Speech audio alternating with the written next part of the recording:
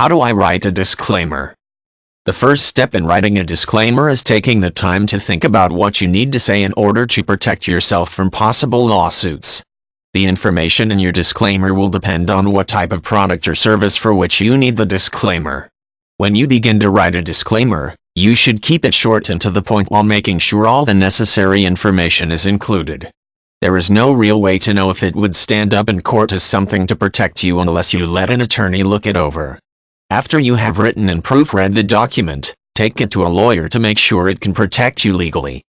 If you need a disclaimer for a blog or website that provides information, you may need to let your readers know that you are not offering professional advice. It might be best to make it clear that if they take the advice you offer, it is at their own risk and you will not be held responsible for the outcome.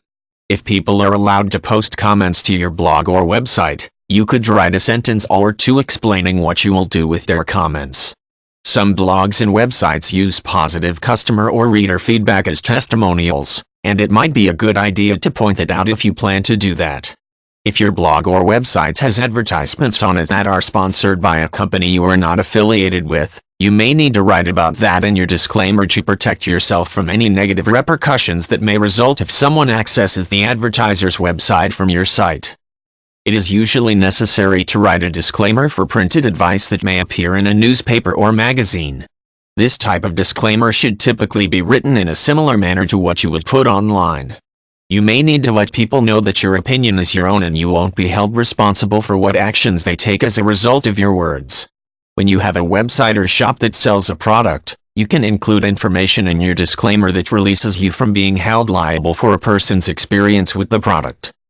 When you write a disclaimer, it may also be important to consider people who may access the products or information you offer who reside in countries outside your own.